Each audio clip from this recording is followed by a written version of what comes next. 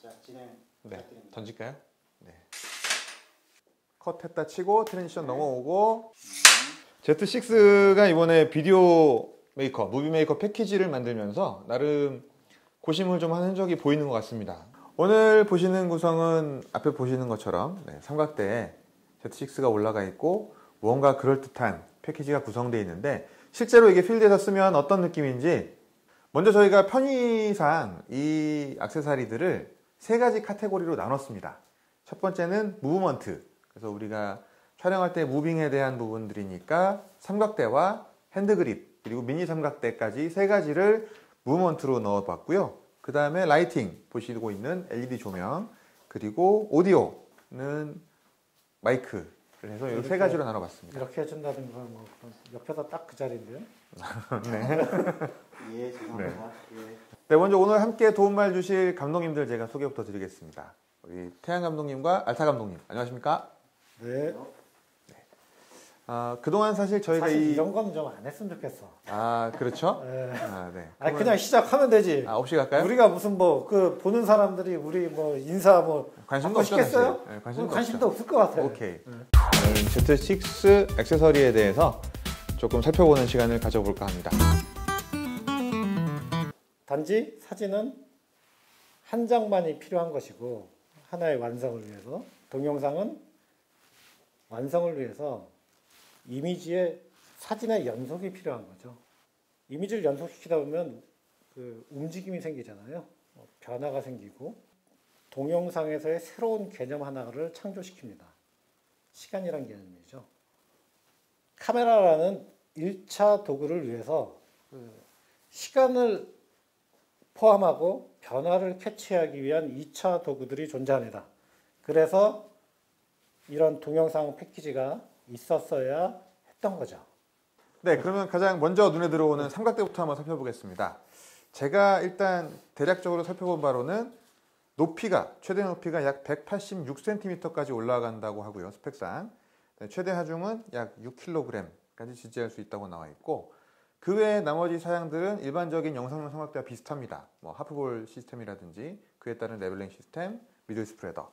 그렇긴 한데 요 가격대에서 제가 찾아보니까 186cm의 높이까지 올라가는 삼각대가 거의 없더라고요, 보니까. 그래서 그런 점들이며 아니면 그 파지감이라든가 실제 유압을 작성했을 때의 느낌들을 보면 가격 대비 성능비는 괜찮은 게 아닌가라고 하는 게 제 느낌이었는데 두 분 감독님께서 어떻게 보셨는지 좀 궁금해지는데요. 알타 감독님 하실 말씀이 있는 것 같은데. 네, 그 장점만 말씀하신 거죠. 네, 맞습니다. 높이 올라간다. 네. 그리고 이제 6kg의 하중을 버틴다.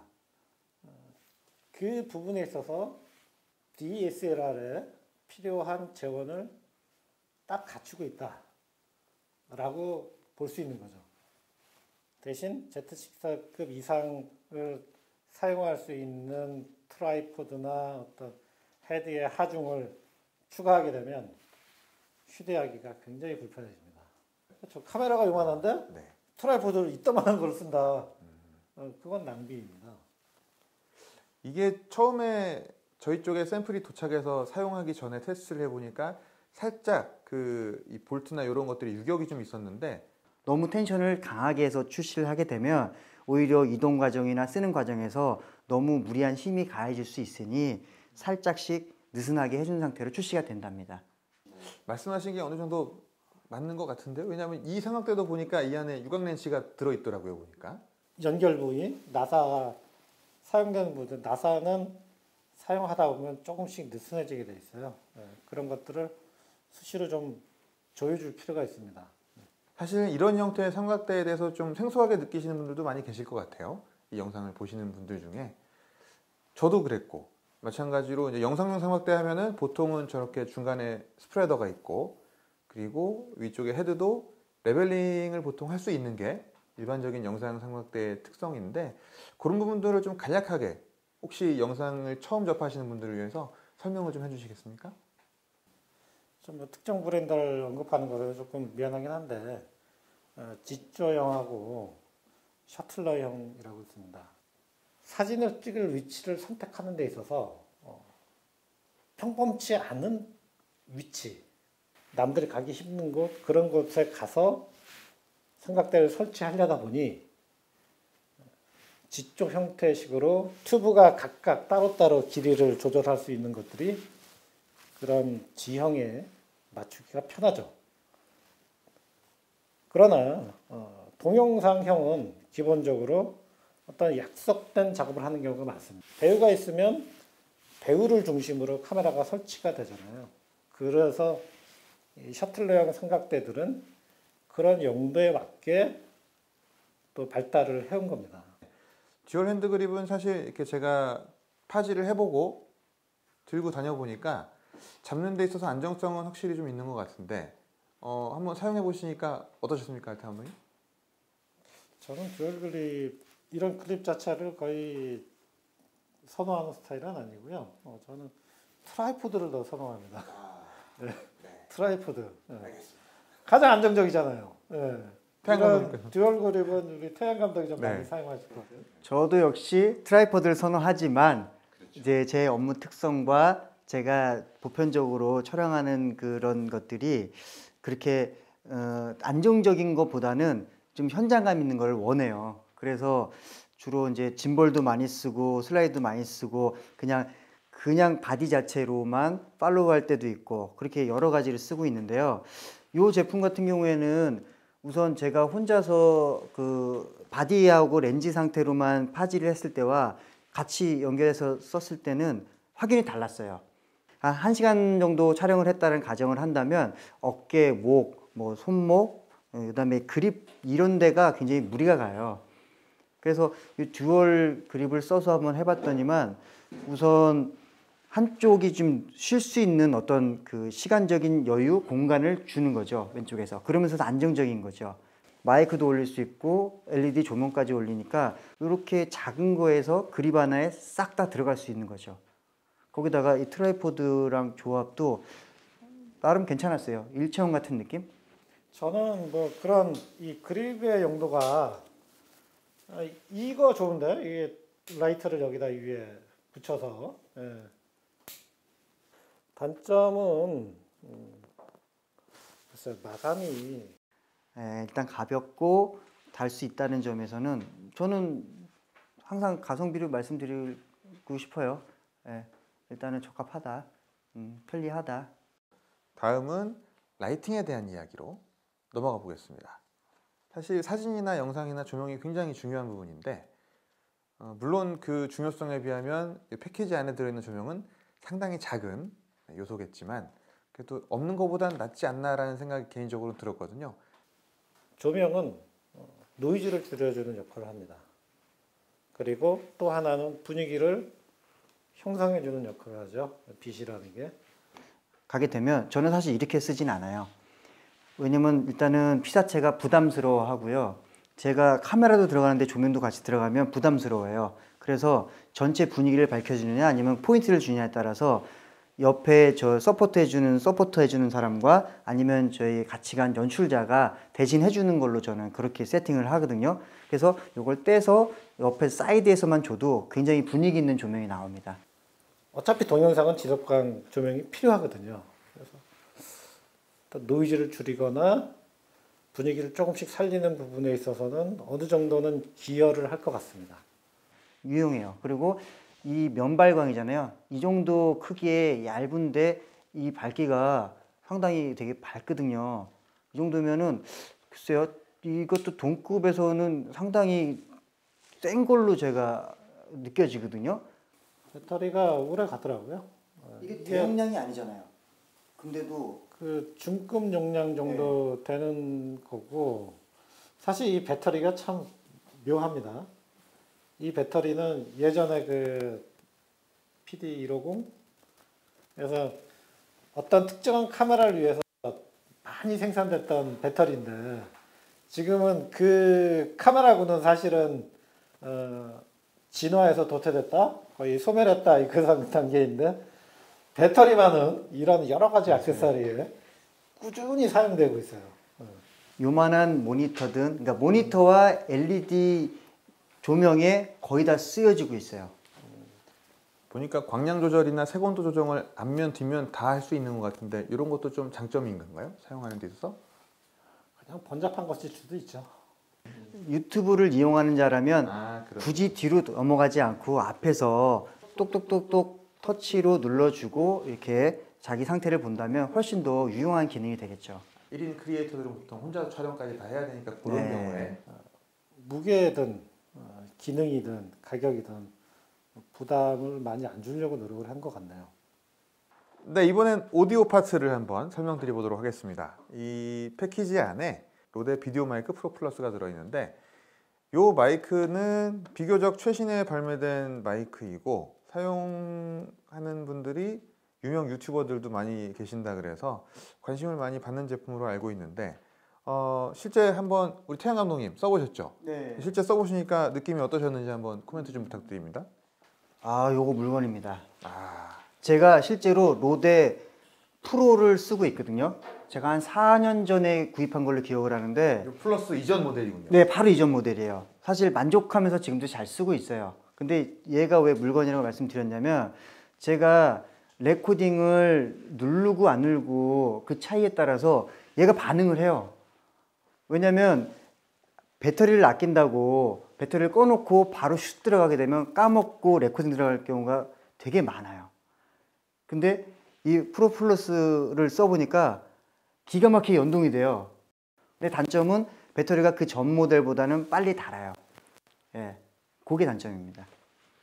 알타 감독님도 활용해 보셨죠? 제 오디오에 대해서는 제가 책임을 져야 되잖아요. 그럴 때 주의하는 게 있습니다. 그게 뭐냐면 너무 싼 마이크는 쓰지 말자. 그런 점에서 이번 패키지에 구성된 마이크가 너무 막 패키지 가격 뭐 이런 거 구성하려면 좀 가격 좀 이렇게 쪼이잖아요. 근데 어느 정도 가격대 되는 거를 써줬다는 거에 대해서 조금 안심이 되는 거예요. 사실 마이크는 비싸면 비쌀수록 좋은 음질을 보장을 합니다. 굉장히 냉정한 부분이 이 오디오 부분이죠. 인터뷰나 아니면 뭐 브이로그 같은 경우에는 본인이 셀카 촬영도 많이 하니까요. 그런 촬영을 할 때 가장 이상적인 뭐 거리라고 할까요? 그런 거에 대한 노하우를 좀 알려주신다면 태양 감독님께서. 이상적인 거리라고는 뭐 정확하게 있지는 않지만 제 입장에서 제가 2470 기준으로 했을 때는 저는 웬만하면 가까이 들어가는 편이에요. 조금 23mm에서 한 35mm까지 조금 넓힌 상태로 가까이 들어가는 거죠. 그러면 아주 최적의 음질을 거의 제가 잡아낸 것 같아요. 그런 조건이고, 그리고 특히 약간 멀리 떨어져 있다. 제가 70에서 만약에 200mm 정도 떨어져 있는데 어쩔 수 없이 근접할 수가 없다라고 하면 로데의 장점이 약간 확장성 있게 멀리 있는 걸 잡아내는 그 채널이 하나 있어요. 그거를 제껴주고 하면 그래도 멀리 있는 걸 좀 잡아주는 그런 기능이 있더라고요. 제가 항상 명심하는 건데 소리는 너무 작거나 너무 크지 않게 하십시오. 제가 컨닝 중이에요. 그리고 잡소리가 들어가지 않게 하십시오. 가령 무슨 뭐 에어컨 소리라든가 뭐 밖에서 오토바이 지나가는 소리라든가 이런 거 잘 신경 써서 하시고 레벨을 점검을 하십시오.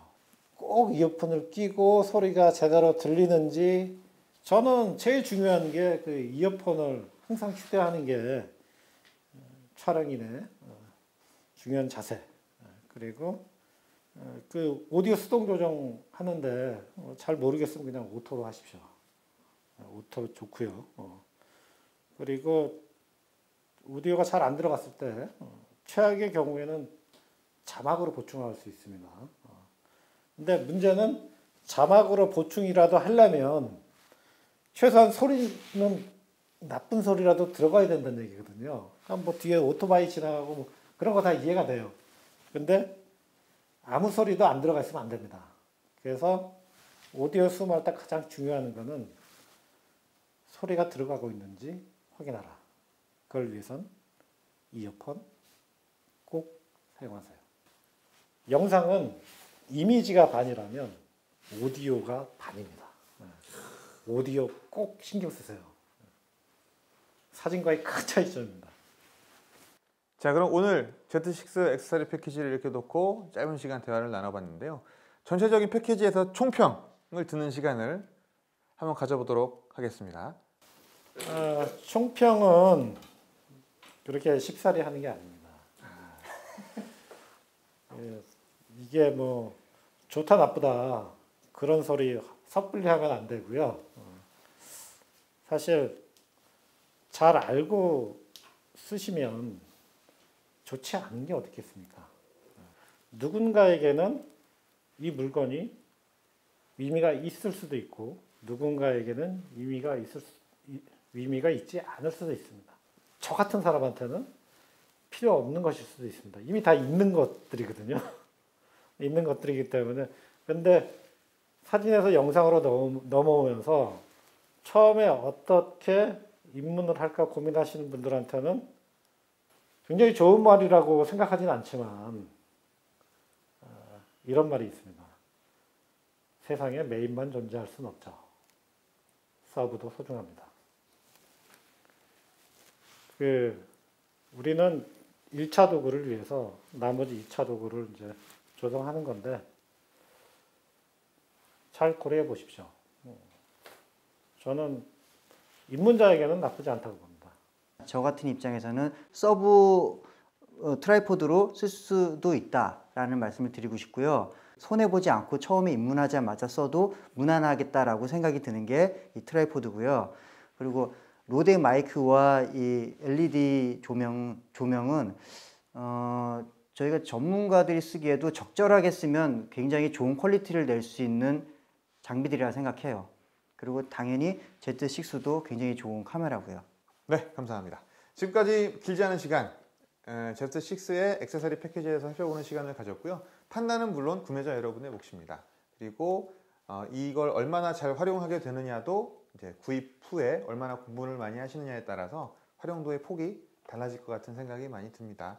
어쨌든 즐거운 영상 생활 시작하시길 바라겠고요. 저희 픽싱과 니콘의 콜라보 콘텐츠는 여기까지입니다. 시청해주셔서 감사합니다. 박수 좀 쳐주고 좀 이렇게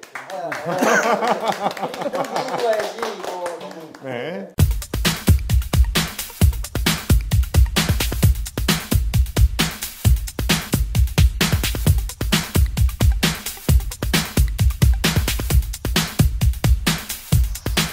사진은 스펙만 맞추면 되고 비디오는 무브먼트까지 고려해서 더 신경을 써서 설계가 되었다고 볼 수 있습니다. 입문이지만 나는 최고급 제품으로 가겠어. 그런 분들한테는 조금 부족할 수도 있겠죠. 처음에 입문하자마자 써도 무난하겠다라고 생각이 드는 게 이 트라이포드고요. 그리고 로데 마이크와 이 LED 조명은 적절하게 쓰면 굉장히 좋은 퀄리티를 낼 수 있는 장비들이라 생각해요.